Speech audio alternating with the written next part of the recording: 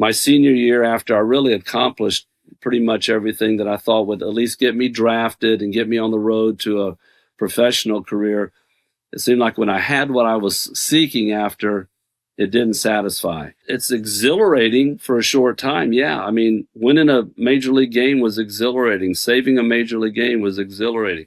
Getting your first major league hit. But that's just little things in life that are enjoyable, but it doesn't bring lasting happiness. Whoever came up with that poem, what is it? This life on earth will soon be past. What's done for Christ will only last. And it's like you're at this place now where you go, I find real joy. And Jesus said it's kind of an upside down thing. It's like, if you want to be great, be a servant. If you want to be first, be last.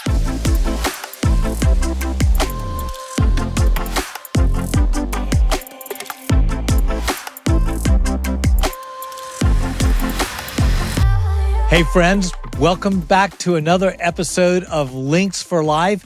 And this particular episode, Lynx for Life, is going to go multi-sport because I have as my special guest today, Jose Alvarez, who has had a phenomenal career in Major League Baseball. That's a stretch, but thank you. Oh, I don't think so.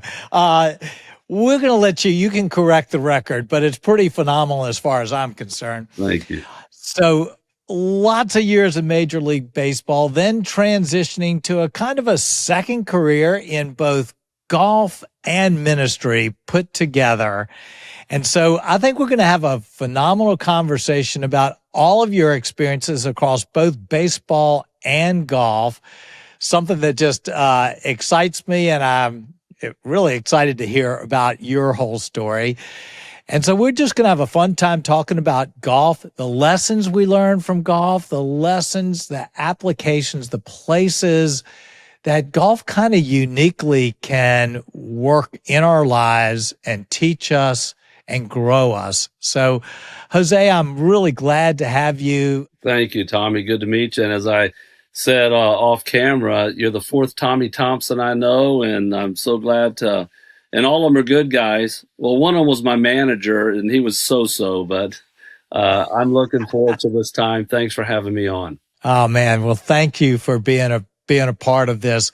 Good friend of mine, John Atkinson, says hi. He was the one who gave the introduction, so I know he's going to be eagerly listening to the episode. So I'm always appreciative when a friend says, "Oh man, this would be just the right guy to have on Lynx for Life." So looking forward to the conversation.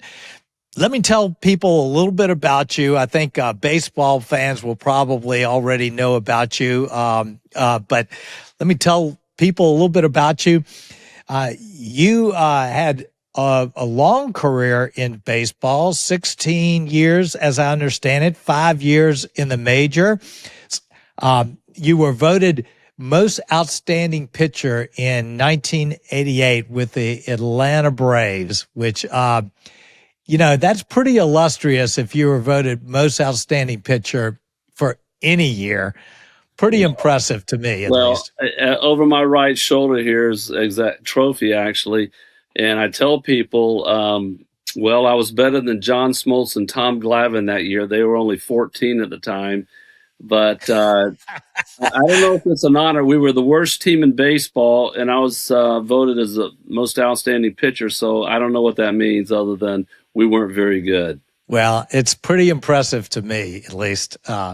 So you had a long career in baseball, and then after that career, you began kind of a transition into a combination of kind of a career and ministry in golf. And I'll let you tell people, a lot more about that. But, I know some people that have careers in golf that aren't necessarily particularly impressive in their own golf game, but you're also quite a golfer and a competitor in golf. So you have shot your age 14 times. 15. 15 now. Okay, 15 times. That is really unbelievable. The only people I know that have really accomplished that are often in their 80s, which you're clearly not. So, and your first time was at age 64. Correct. Yeah. That's pretty Yeah. amazing. I've got a friend. He's 72. His name's Bobby Hines. Actually, I'm sorry I said he's 72. He just turned 77, and he's probably shot his age 200 times. And I Wow. don't know. I think he probably started around 63 or 4 as well. But yeah, I've enjoyed doing that. That just means I'm getting old and the game's kind of holding its own. But I enjoy the competition and really have a lot of fun in the game of golf. All right. So you were telling me offline before we got started about this, incredible tournament that you just recently played in, the Pro Rivals Open. So before we kind of get into all of your story, I'm kind of curious to hear a little bit more about that. Yeah, it's actually was the fourth event. A guy named Tim Wilbanks, it was his brainchild to have a tour of retired athletes at the highest level from baseball, football, basketball, and hockey. And the first event was really about a year ago down in Florida at the Copperhead course, where it was a rival between all 4 sports, and they played a Ryder Cup. John Smoltz is the commissioner of the league, and he was the captain for the baseball team, and I was his vice captain and alternate. I didn't get the chance to play, and they didn't need me because baseball ran away with it pretty well. And then in March, the second event was held in Frisco, Texas, where it was only for football players, and Matt Ryan won that. Then the third I've tournament heard he's was a great golfer. yeah, really good. And then what they did is they kind of started looking at how to make the tour better. And what they decided is that it's going to be inclusive of all sports at every event. 82 players is typically what the full field is. And we had a full field in Alabama, Fairhope, Alabama, at the Lakewood Club there. Phenomenal track, and it was very well run. These guys are really doing it right. And it's this tour is growing in popularity. It's got a huge following right now. And we just finished the fourth one last week down in Orlando at Grand Cypress and the Evermore property, which is an unbelievably beautiful property. Some guy put $1.8 billion into this property and golf courses, and everything was first class. The next event's going to be out in Indian Wells, February 16 through 19, 16, 17, now 19th, and it'll feature also 82 players. The cool part was the top 40 down in Florida automatically qualified for the next event, and then the bottom 40 shuffle in with, there's probably around 150, moving up closer to 200 players that you had to play in your major leagues of your respective sport for a minimum of 2 years, and you have to have below an 8 handicap. And really, 8 handicappers aren't going to compete. I mean, even a 1 or a 2 handicap is being challenged right now, because you've got guys like Tyler Clippard, who won last week and just played outstanding golf. Aaron Hicks is out there, and of course, John Smoltz is the ultimate competitor and a really good golfer as well. So there's a lot of great players on this tour, a lot of great people, more than just great players. And I'm just thankful. I'm the oldest guy in the field, and I'm thankful that I have a chance to play. And I did qualify to move on. I finished 16th after the first 2 rounds, and they take the top 40 after 2 rounds, and they play a final round, day 3. And then the bottom 40, places 41 through 80, pair off and play another event, which is basically a 2-man shamble, and both players score counts. And so they have their own purse for the bottom 40 and then the top 40 as well. So I get to move on. I didn't have a great day. The final round, I didn't lay an egg, but I squatted really hard. And there were times when it looked like the egg was about to be laid. Excuse me. But I rallied back my last 6 holes, which it was a good way to end strong. Holes 2 through 12 weren't good on final day, but 13 through 18, I ended up with 3 birdies and 3 pars to close out. So I moved from 16th down to 40th and then finished at 23rd. So it was kind of a little bit of a moral victory. Oh man, that sounds great. Well, we've got a lot of kindred interests and thoughts. I mean, I love competing. It gets tougher as you get in your 60s and you're still competing, for me in a senior division that has, 50 years old. But I love competing. And at the same time, I love kind of what I've begun to do with Lynx for Life, where you're looking for something that's bigger than just competing and bigger than just the game. And I think we share that. I'm kind of looking forward to hearing about really the varied ways, as I understand it, both with FCA for years and Lynx Players International, that you've brought golf to be more than just a competitive outlet. It is, Tommy. And I would say this, you had mentioned at the very onset of the interview, the podcast, about ministry. And I think that all of us who have bought in to believe that what we're getting ready to celebrate here, in just another week of the Christmas season, that, God really became man and lived a perfect, sinless life, died on a cross for us personally, and then defied death, hell, and the grave by coming out of the tomb after 3 days. So we celebrate that. And I think anybody who believes that has a responsibility to take that message of hope to everybody in whatever fashion that may be. And for me, it was baseball for a while. That was a platform that I had, but it's also, trying to live it out at home, which is the toughest part of being a husband and a dad. Right. My wife and I have been married 44 years, and I have 3 children, and then we have 4 grandkids. So that's really a good thing. But it's a great stage. I love what I'm doing now. And for 15 years, I served as a life coach / chaplain on the PGA's Korn Ferry Tour under the FCA Golf Ministry umbrella. And then in 2022, I was asked to really come on board with another organization. And as I began the process of just praying about it, listening to what their organization was about, it was in golf ministry as well. I called a friend of mine who was with Lynx. And at that time, I knew a little bit about Lynx because I was attending a Lynx fellowship that a friend of mine here in Greenville, South Carolina, launched at his club, Greenville Country Club, because of a tragic situation at that club where a member had taken his own life. And my buddy Pat says, how is it that you play golf with somebody and really don't understand what they're going through? Because typically, what do we talk about when we play golf? News, weather, sports, politics, and our backswing.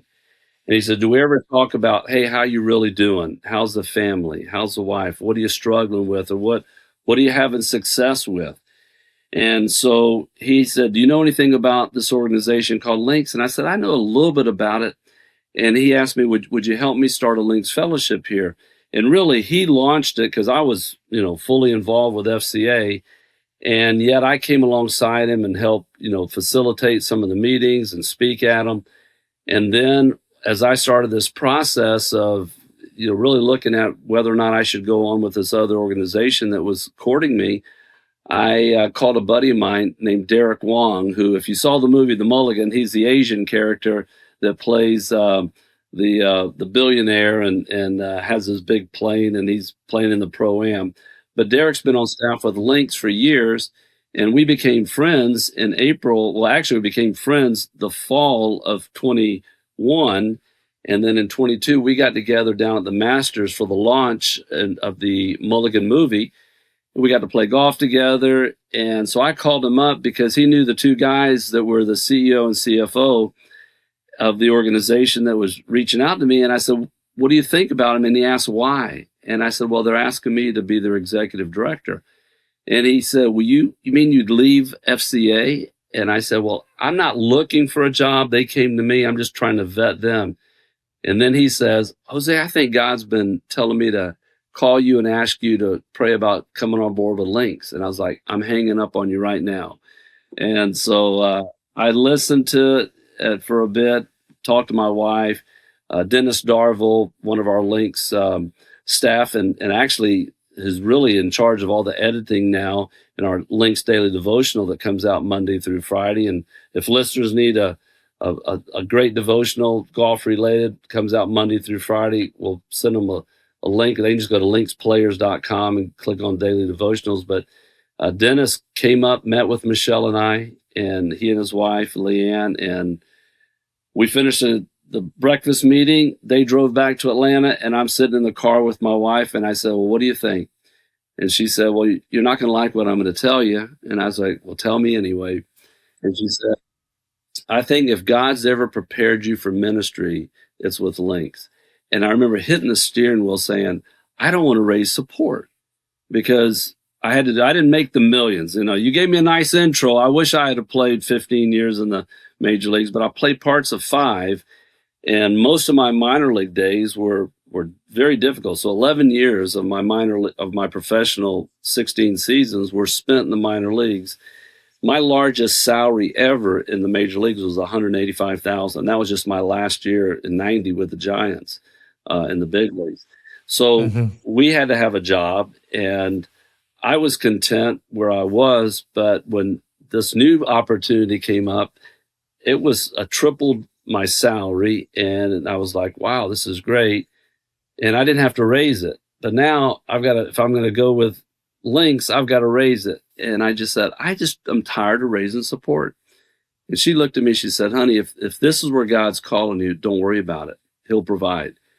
And it was such a peace in the way she said it that I was like, yeah, you know, conceptually, intellectually, I know that to be true. God gives us what we need.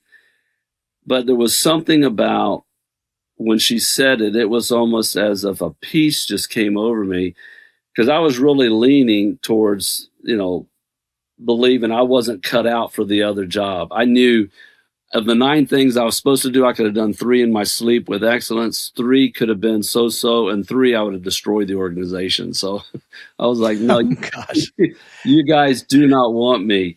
And so at any rate, it was the right decision, and I've been on now since September. Officially, my first day with Lynx was September 1st of 2022, and it has gone by that fast because I don't view it as work. I'm passionate about it. I'm loving seeing the guys and gals that are attending these Lynx Fellowship experience real life change. It's just been something where it gives me a sense of purpose. I love to see the parallels between life and golf is incredible. So, yeah, I get to play a little bit more than maybe I used to, but there's times now where it feels like, you know, I leave the house at about 6 a.m. most days, and Monday through Friday we have weekday links, and then we have one on Saturday at my home club. So I'm pretty busy with it, but it's really enjoyable. Well, I tell you, there's nothing like being in the place you know you should be that God has for you. And, you know, all other things kind of become secondary when that happens. And sounds like that's the case. Well, I'd love to kind of maybe go backwards a little bit, you know, in your story, because it's quite a story, not only the baseball, but obviously your faith has been, you know, a significant part of your journey, even through baseball. So go back a little ways, however far you want to go, and tell us a little bit how all of this happened. Oh, well, I mean, the flyover at 35,000 I was one of 4 kids, all born to the same man and woman, and they weren't married. They didn't get married till after the 4th one was born. And so all 4 of us were born illegitimately. But then when I was about almost 5 years old, the FBI came in our house, arrested my dad. He was sentenced to 9 years in the Atlanta federal pen. My mom ended up raising us for those 6 years while he was gone. And then he gets out of prison when I was in 5th grade. And I think, well, we're finally going to be a family. And he ends up, you know, physically abusing my mother. And I remember jumping off a porch just a couple feet high in our backyard and jumping on his back and just hitting him to leave her alone. So I grew up without a dad, and I knew that I wanted things different when I got married. I didn't want divorce to be an option. I'd seen that in a lot of relatives and family members and friends, and I wanted to be a good dad. I wanted to make an impact on my kids' lives, and yet I didn't have anything really handed to me. So I'm scrambling, trying to pick up, the best of the best practices.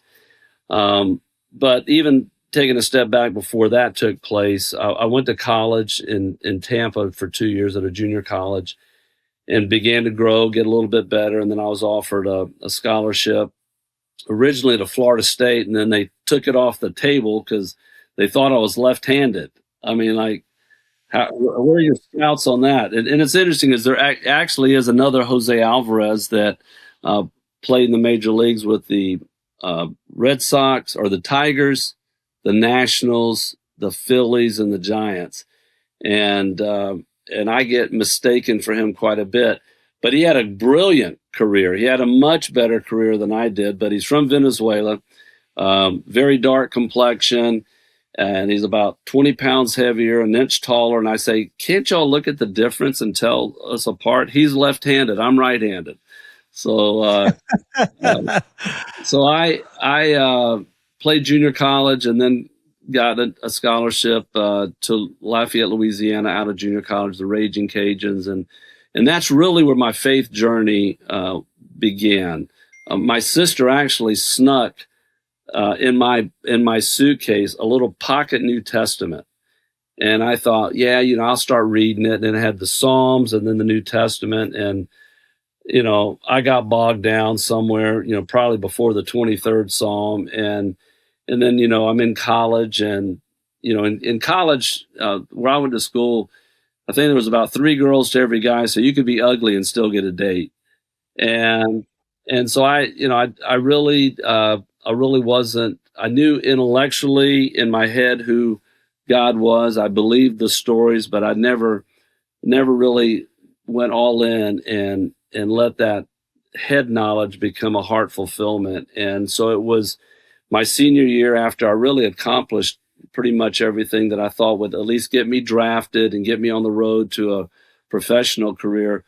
It seemed like when I had what I was seeking after, it didn't satisfy, which is a parallel to why I'm doing with Lynx. Is that, I tell people that, who's our audience? It's country club members, and it's the people that Jesus said it's easier for a camel to go through an eye of a needle than a rich man to get into heaven. Doesn't mean rich people can't go to heaven, but there's a lot of times where the things and the stuff just get in the way of really, going all in with Jesus. And so I say, most of our attenders, I say they drive the Beamers, the Benz, the Rolls, they wear the Rolexes, they got the vacation homes, discretionary income, but many, not all, are empty. And we are offering them the living water, the hope that says it doesn't matter what you have or where you live. There's a God that loves you just the same as he loves the guy that's sleeping under the bridge. So Yeah. it's when I was in that place in college is when I finally realized that there is a God and I'm not him, and so I need Yeah. to make a decision either to go all in with him or continue living in my lane, which was going to get me run over. And I'd already had many opportunities that could have taken me down a significantly difficult path that would have been devastating. And God, just being rich in mercy, was very patient and long suffering, and that's why I enjoy telling the story now. Is that he does rescue, he does redeem, he allows us many times to go down some paths to get to the place where we recognize that what we're seeking after isn't going to satisfy, and that we really need him. So I made that decision my entire career as a professional baseball player. I'd say I was an imperfect follower of Jesus. And so I've grown. Aren't we all? Yeah, exactly. Yeah. I tell people if you ever find the perfect church, don't join it, you'll mess it up. So I knew that was quite the case with me. And got an incredible wife, Michelle. As I mentioned, 44 years. She has been so patient with me and 3 children.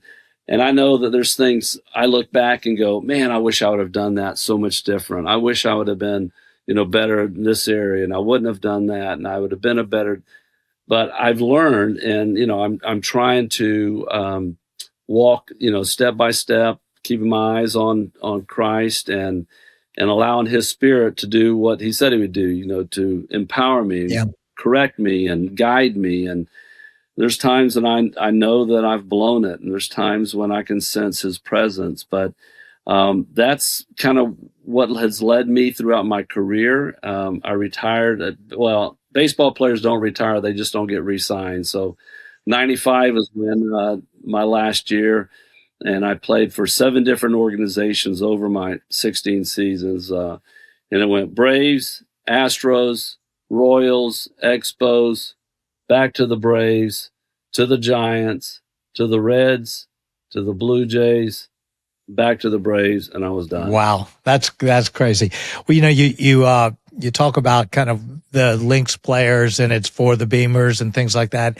I've seen this actually so often. It seems like often the place God enters into people's lives is at the top or the bottom. One or the other. And a friend of mine that is no longer living, but he played for the Atlanta Falcons, his time of coming to faith was when he finally achieved everything that he wanted to achieve in life. He was all of a sudden playing in the NFL, and he got to the very top of what he thought life was about and realized it was empty. And that was when he came to a place. And I think that there are so many people out there that I know that are pursuing, and they're still on that climb under what I believe, and I think you would probably believe, is the illusion that if we reach the top, we'll finally be happy and satisfied, only to realize that, the top even of reaching Major League Baseball or the NFL or the PGA, it is just the top, but it's not where life is meant to be. And so, I imagine both your experience on the Korn Ferry Tour and even your experiences now with Lynx players, there are probably just so many opportunities where that message is so needed. Yeah, it's so true. I mean, you can look back and you can Google Tom Brady. I think it's after he won his 3rd Super Bowl, and he's doing some interview, and he said, I sat there after I won, I think the 3rd Super Bowl, and said, is that it? Is that all there is? And nothing really is going to satisfy. I mean, Scotty Scheffler said it beautifully at the British Open. Yeah. And he, in his interview, he talks about why is it that I love to compete so much. And then he said something that it's so fleeting, because if you win on Sunday, on Monday you head to a new tournament, and now you got to start the whole thing over. And just a few hours after you win, you're thinking, okay, where are we going to go eat? And it's exhilarating for a short time. Yeah, I mean, winning a major league game was exhilarating. Saving a major league game was exhilarating. Getting your first major league hit. But that's just little things in life that are enjoyable, but it doesn't bring lasting happiness. And Yeah. and I think that that's kind of what I believe people are starting to see now, is that, that whoever came up with that poem, what is it? This life on earth will soon be past. What's done for Christ will only last. And it's like you're at this place now where you go, I find real joy. And Jesus said it's kind of an upside down thing. It's like, if you want to be great, be a servant. You want to be first, be last. And when I played for the Braves, we took that literal, unfortunately. But it's really what it's about. You find more joy now in serving others. You find more joy in putting others first. And that doesn't make sense, because everything in our culture is about, climb to the top, and, and that's what we learn in athletics as well, is that, you have no mercy. You go out there and you score 3 runs in the first. You're trying to score 3 in the second. If you've got a guy 3 down in match play, you're trying to get him 4 down. And in life in athletics, there's some similarities that are good, and there's some that you go, wait a minute. I need to. Forgiveness isn't a natural thing. Vengeance is the natural thing that I feel like I want to do, but Jesus talks about this thing called forgiveness, and that's part of my faith journey as well. That when my dad got out of prison, and I hated him from the time I was about 11 until, well, I got married when I just turned 25, and my wife, in our as we were preparing to write out wedding invitations, she asked me for his address. And I thought, why would you want that? And she wanted to send him an invitation. And I was like, no way. And so she was the one that asked me the question, have you ever forgiven your dad? And think about this. This guy's, he's never been there. That's the only thing Bo Jackson and I have in common is that he was an all-pro in football and an all-star in baseball, and I wasn't. Yeah. But we both had a dad that never came to see us play. And he played the NFL and the MLB. Same thing with me. So we're always still looking for that affirmation from a dad. But when I forgave my dad for all that he had done, it set the prisoner free. And in the end, I found out I was the one that had been held captive. My dad wasn't thinking, I feel so bad because I, divorced your mom, or I feel bad because I wasn't there for you. None of that. But I got set free when I decided I was going to forgive. So that's kind of part of my story, which has allowed me to take what Jesus says seriously. Forgiveness is a powerful thing. Serving others, the law of sowing and reaping, all these things. I can't outserve my wife. I try, but I can't do it. She sounds amazing. I outpunted my. Probably should be interviewing her. Yeah. Oh, yeah. No question. A much better interview. She always tells me that I take too many words to say what she says in a fewer words. Well, anybody who listens to this podcast and knows me knows that I am really, really passionate about golf, and I love competing, and I love every aspect about it. I mean, truly, truly passionate about it. But at the same time, with age, I've come to realize that no matter how passionate about it I am, no matter how competitive I am, and I can be really competitive, I've come to learn that golf is not life. They're parallels, they're important things, but there are so many more important things. And so this place of being able to enjoy and pursue golf and be passionate about it, and at the same time realize that there is so much more important, our relationships, people that we love, as you say, serving one another, putting God first in our lives. That's what life is all about. And they somehow, by God's mercy, can coexist. Our president, Jeff Cranford, said this, and I think I agree. We had our first National Lynx Invitational out in Palm Desert in May. And he said one night at one of the meetings, he said, I think that God and Satan sat down at the table and designed the game of golf. That's hilarious. When it brings you so much joy, and there's times when it's so frustrating. But honestly, I like to shoot good scores. I like to play well. I like to compete. But really, golf is about the camaraderie. And so I've learned how to play it. In fact, at the end, I know you had mentioned, what tip would you give? And I've got a tip that I think might help people enjoy the game a little bit more. But that's what we talk about Lynx. And you can see my hat there in the acrostic, the LINKS. And it's just our mission statement. It basically is simplistic and says, love God and others. Think what life in the world would look like if everyone loved God and loved others. The I stands for integrate Christ's reign and integrity in all of life. not just when people are looking at you, but in all of life, all the time. The N stands for Network Friends Together in Christ. And that's kind of what we do at a Lynx Fellowship. It's very informal, very organic. There's some structure to it, but there's a lot of organic things that happen that you can plan a Lynx Fellowship, and someone might come in with a need or a challenge, and it just takes a different path. So networking friends together in Christ. The K is kindle compassion for the poor and needy. And the poor and needy is not always the homeless or the guy sleeping under the bridge.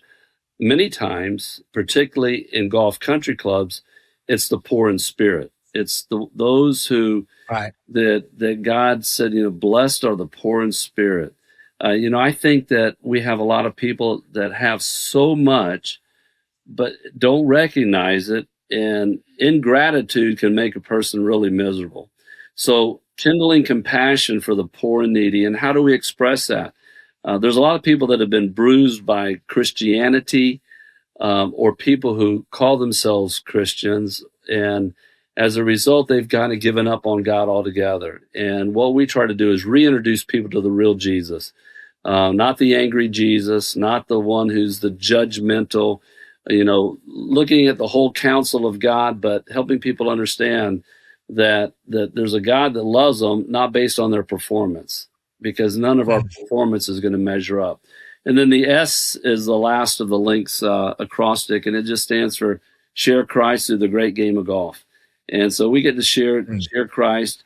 And a lot of times, if you play golf with me, I may not talk about God or Jesus or anything for holes.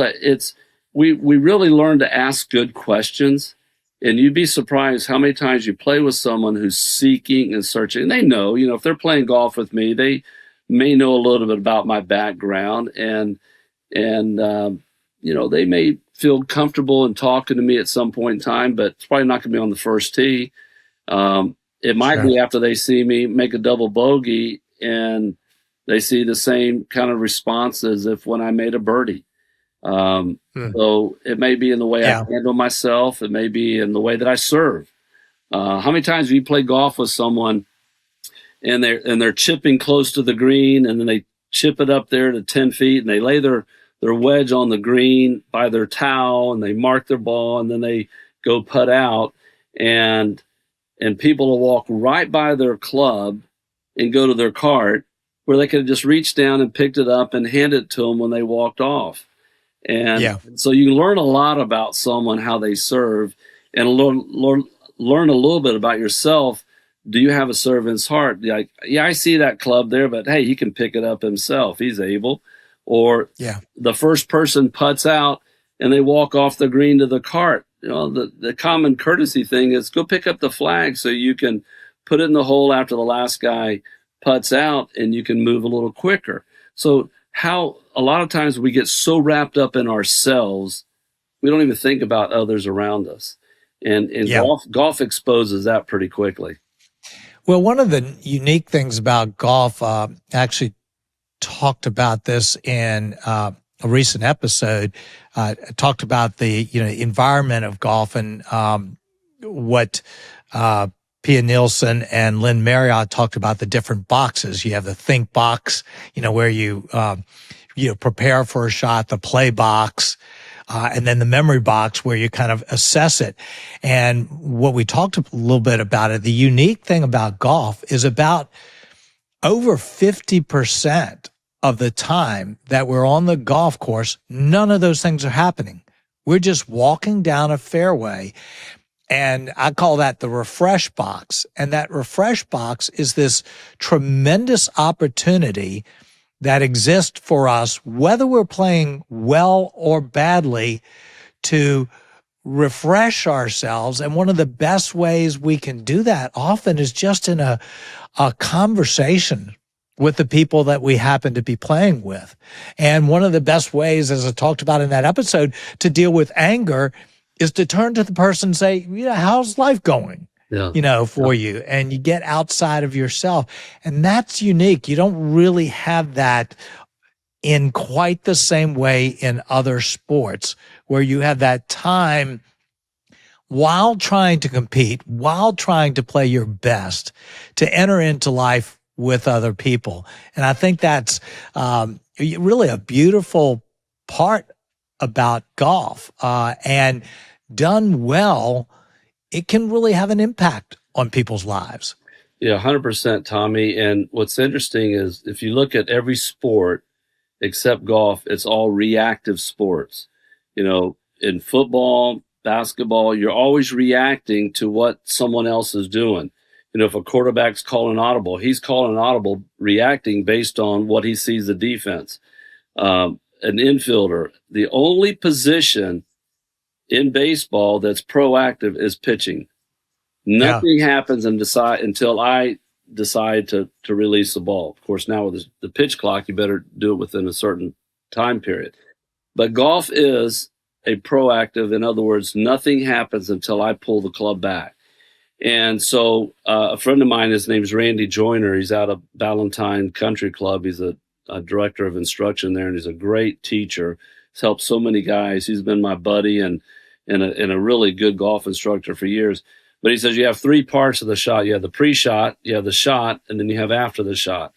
And really, a lot of times, after the shot will determine a lot of how you process the next shot. So before I hit any shot, I basically have already surrendered the outcome that I'm going to accept whatever happens. And in golf, you know, you can hit the ball flush, you can hit it right down the middle of the fairway, and it can hit a sprinkler head and bounce out of bounds. In fact, I was playing in a tournament one time and actually hit it on the top part of the green, on a green that sloped from back to front. And I had to hit it, you know, over the flag to get it close to the hole. And I might have hit it a step or two. It was still going to come back, but it hit in the fringe, not in the fringe, but in a right in the center of a sprinkler head that was on the fringe. And it bounced 30 yards, hit a cart path, and bounced out of bounds on a shot that probably, if it's 6 inches one side or the other, it's going to spin down and give me a, you know, 10, 15 footer at the most. So sometimes you get bad breaks in golf. In life, if you believe that God's sovereign and that he's allowing whatever happens to be used for our good and for his glory, then you accept whatever. You live in a constant, I accept it. There may be things that you can do to change certain things that are beneficial.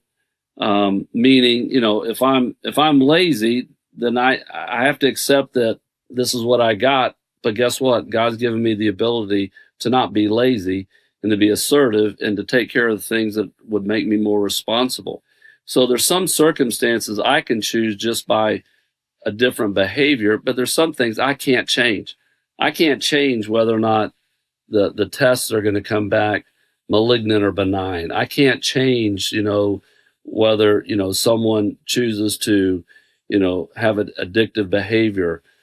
I can only choose how I'm going to respond and how I'm going to love. And I think a lot of times I've learned that in golf, there's things that I can change based on how I think on the golf course, you know, how I visualize shots, how I prepare. But ultimately, I have to be okay with whatever the results are and then move on. Yeah. That's so true, and I think it's one of, you know, feels like 1,000 parallel lessons with golf and our lives, that somewhere there is this this space that lives with both, that we do have control, we do influence what happens in a golf game and in our life. We live proactively and intentionally, and that does make a difference. But at the same time, much of what happens to us, much of really the biggest stuff in life that happens to us, is completely outside of our control. Yeah. And I think that's, again, it's one of the things I love about golf, is that I'm constantly put in the position on a golf course of having something happen that my immediate response is, that was not fair. And yet I still have to deal with that. And isn't that so parallel to life, that we have that. And as we come and as we build, I guess, the muscles that learn to live with the unfairness on a golf course, we have the opportunity to then also take that into the rest of our life, realizing that there is this rhythm, this balance between we are so in control and so out of control every minute of every day. And that's, I don't know, that's kind of a side thing. We didn't plan on talking about that, but I'm just struck by how true that Well, is. it reminds me of a story that a guy named Andy McGaffigan, he played for the Reds, the Yankees, Expos, Giants. He had a long career in the major leagues. And we used to do a thing down at Hilton Head called the Week of Champions. And Andy was telling us one time that I think his son was 14 at the time. His name's Drew. And they were playing a game, and Andy said something to his son like, "Oh, wait a minute, that's not fair." They were playing a game, and Drew says, "Hell's fair, Dad. You want some of that?" So, Oh boy. so Yeah. yeah, there's things that we have this mentality, and sadly, and I'll really get on a soapbox here of a generation now that has an entitled attitude, and that everything has to be. There's some things that just aren't fair. Everybody doesn't get a trophy in life. Everybody doesn't get a trophy in real sports. And so, there's things, that I had to learn as a professional baseball player that I wasn't good enough. And I had to make some changes. And in 1987, I underwent some incredible changes in mechanic and weight training, speed training, everything that I had to do to get me to the level where I could possibly get to the big leagues. And I did. I got back in 88, 89, 90. And then, I ended up having Tommy John surgery on my elbow. I've had 3 elbow surgeries. So, injuries really cut short my career. I felt like I could have played a couple more years. But I look at it now as, would I be doing what I'm doing now if I'd have had a really successful and financial career where I wouldn't have had to work? I don't know, but I do know this: of all the joys I had playing in the major leagues, I tell people I'm enjoying what I'm doing with Lynx so much more. And if I would have been presented with a choice, and I could have looked into a magic ball and saw what it looked like in 2022, 3, 4, 5, or stay in the big leagues, I would have chose this. This is it's special. And I'm seeing, Yeah. and reason is this: it has an internal impact, an eternal impact. The eternal impact is that I'm seeing people whose lives are being radically changed. And there's something about that gives me the joy that says, you're in the right space. This is something that matters, and you're making a difference. So yeah, I enjoy baseball. I enjoy golf competition, but I really enjoy having an opportunity to just put a fingerprint and point people and be that mirror on a swivel where, I'm reflecting the love of God to others. Do I do it perfectly? No. Yeah. Sometimes my mirror gets all dirty. So explain for just a moment what a Lynx Fellowship is, what it is that Lynx Player International and a Lynx Fellowship. I mean, I know a little bit about it, but I think there are probably a lot of people that both don't know about it and would not know necessarily how to get involved or find a place of that. So what is a Lynx Fellowship? Yeah, so a Lynx Fellowship, really, it started, 40 plus years ago. It was really kind of the genesis of the PGA Tour Bible study. And while we aren't involved in the fellowship out on the tour any longer, the College Golf Fellowship guys, leaders, are doing a great job out there, really helping make some disciples. So what we do is, for example, we have in the States, we have over 300 now, really close to 350 Lynx Fellowships. In the upstate of South Carolina, we have 12. We have 3 women's, we have 9 men. And really what it is just a group of guys coming in that meet, about an hour a week at their respective clubs. Some meet right in the bar area, some in the restaurant, some just at a table in the back room. And we have a daily devotional that comes out Monday through Friday. We always use the Friday devotional. It has some great questions and content.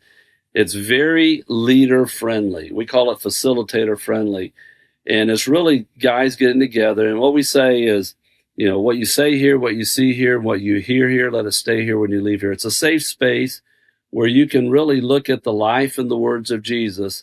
And what we believe is that you'll come to the conclusion that he's worth trusting and following, and then making known and using your platform to point others. Like, I've got water in this bottle right here. If the contents of this bottle cured cancer, and someone said, Jose, look, you got cancer, this will cure you, it might take me a while to give it a try. But eventually, people with cancer pretty much will try anything to get well. And so I take it, I get cured, and then you think that I'm just going to keep that on the shelf, or am I going to take this and I'm going to go find as many people as I can to share that water with? Well, when you find the living water that Jesus talked about that quenches your thirst, it's like, I don't need to look for anything else. My soul is satisfied. My thirst is quenched. I just want others to know about it, but I can't just take this bottled water and start jamming it in people's mouth. Right. I just have to give them opportunity. And for what I'm seeing right now is Lynx fellowships are opening the doors. We say, we aren't going to ask you for money, and we're not going to take attendance. So show up when you want, and you don't have to hide your wallet. We are a faith-based ministry. We are supported, and most of the support that I receive to be able to do what I do full time is as a result of people that have given. And I've not, since day one when I came on board, have ever asked anybody for any financial support. And they just, God moves in their heart. That's all I can say, is that there's people that will call me out of the blue or hand me a check, and we'll do some things. We'll do some golf ministry trips where we'll have guys that'll come for a weekend. We've done it at the Dormy Network, at Ballyhack, at the Dormy Club, and other places. So, I have little ways of using golf as a way to reach out, and then we'll have guys that will just say, I want to get involved in what you're doing, but I'm not a leader. And I was like, okay, well, come watch me, and then we'll get you kind of going. So my whole goal is to develop leaders, to facilitate. And a good facilitator doesn't do a lot of talking. They ask a lot of good questions, and they let others learn how to talk. But it's very leader friendly. So, we'll pray. We'll read from the Bible. We're not called a Bible study. We don't want to be religious, meaning in the negative connotation, because it seemed like the only people Jesus had a lot of issue with were the religious leaders of the day. So while we really believe that there's some great Bible teaching church across the country, and we think it's very healthy spiritually in your faith journey to be part of a good Bible teaching church and have that corporate gathering and worship. We really believe that it starts kind of at a place where people feel welcome, they don't feel threatened, they feel safe, and they have an opportunity to share. They're not judged, they're not beat up. We're not over there trying to backhand them into a corner. So we're seeing a lot of growth in our Lynx fellowships, and our daily subscription is about 11,000 subscribers get the Lynx Daily Devotional every day. And I've even written 24 of them. And I know I've got an English teacher somewhere scratching her head saying, I didn't see that one coming.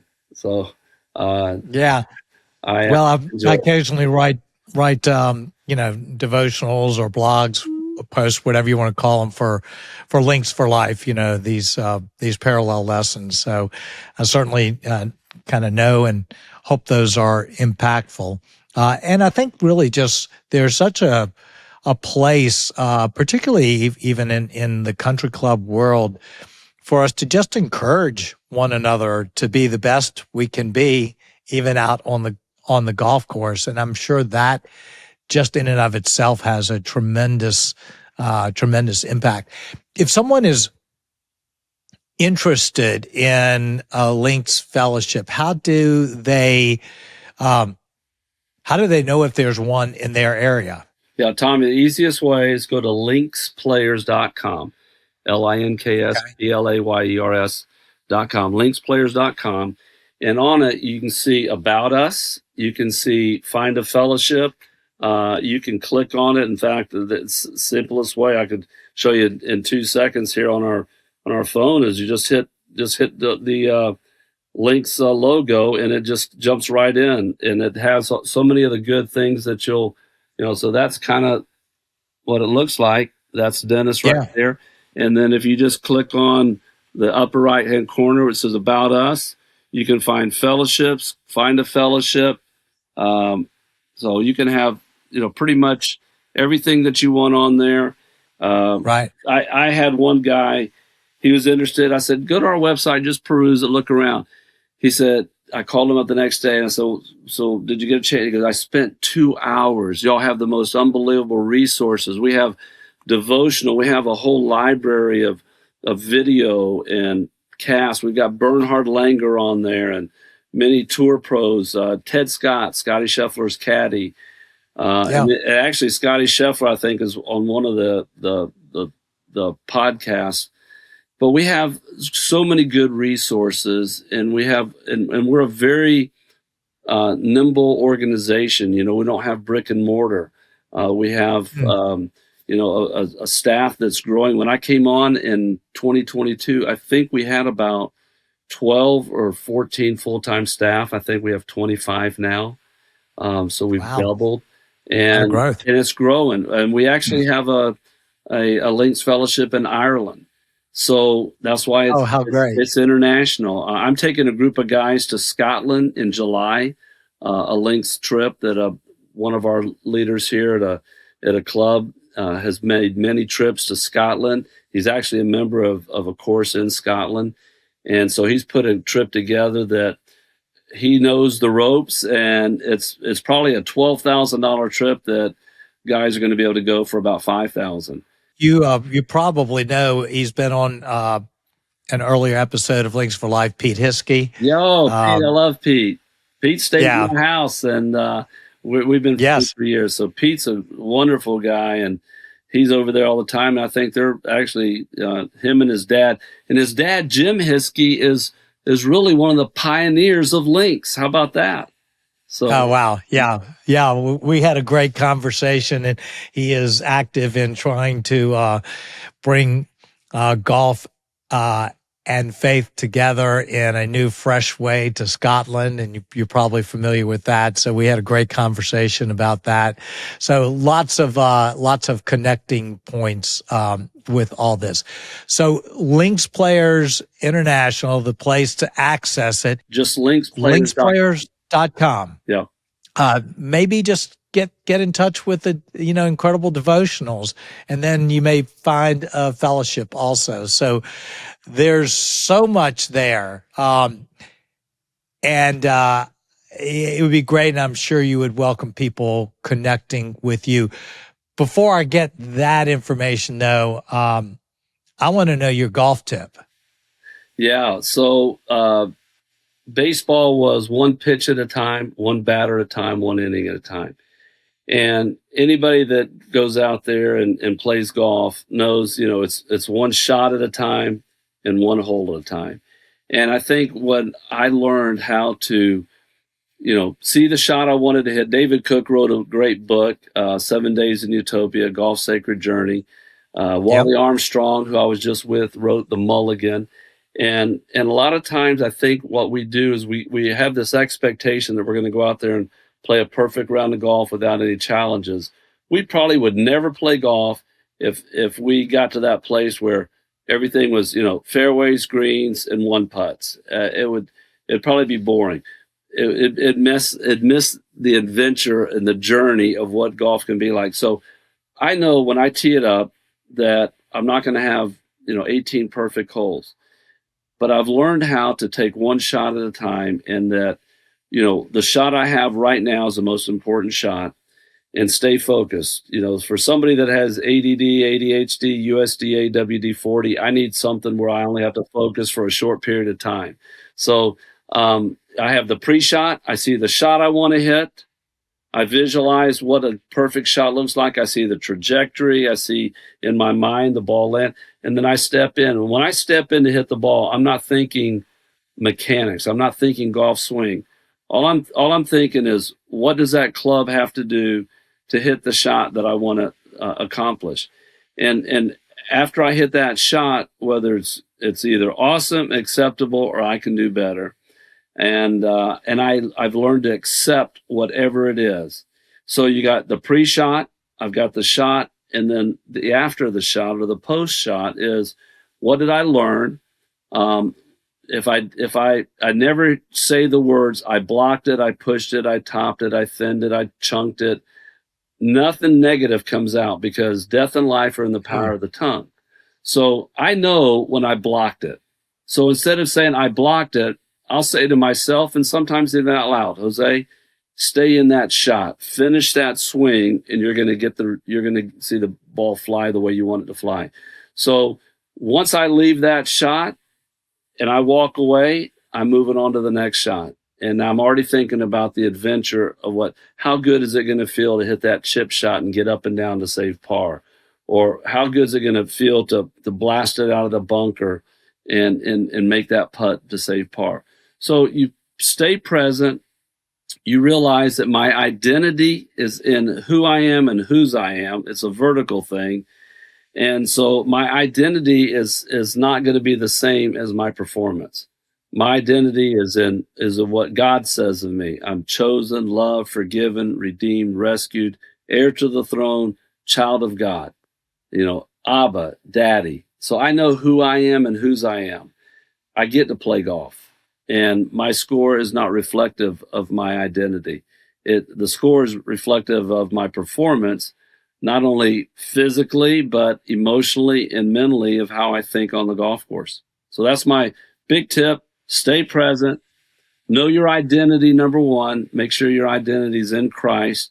And for those that are wondering, how do I begin this journey of faith? It's a simple prayer of acknowledging that we're broken sinners and we've messed up in life and we need to be rescued. And the belief, that's the only thing I bring to the whole equation of salvation, is I get to believe. And just to be able to believe was a gift that God gave me, enough faith to believe in him. So do I believe that what he did on the cross took all my sin, shame, and guilt upon himself, and he gave me his righteousness? I believe. Do I believe he died for me personally? He was buried, and 3 days later, I believe. And so based on that belief and that trust factor of who he is and it's changed now the way I view my life and my performance. He performed perfectly. That's the performance that matters. So someone can go to our website and see that plan. You can give my information, and if they want to talk more, I'm more than happy to discuss what it means to experience a life of forgiveness and a life of purpose and intentionality. Well, great. Thank you so much, Jose. And I do really want to encourage people to go to lynxplayers.com. Thank you. Even if you're just kind of scrolling around, there is a lot to gather from that.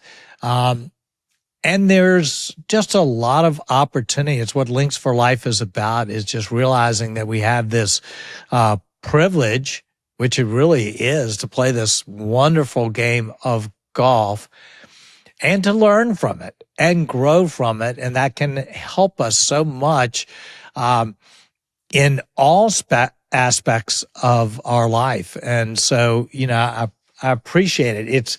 It's an encouragement we, constantly need, to be able to bring, this incredibly blessed life that we have, out onto a golf course and into the rest of our lives. So, Jose, thank you so much for being a part of Lynx for Life. Well, I'm so happy to be. I'll close with this quote by Arnold Palmer.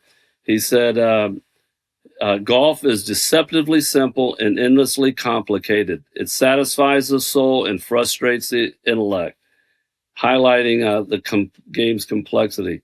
So it is a frustrating, ridiculous, crazy game that we just love doing. Yeah, absolutely, man. I can share that. That's for sure. So, well, thanks everybody for listening to another episode of Lynx for Life. Thank you, Jose, for being a part of this. And we'll look forward to seeing everybody next week. Thanks.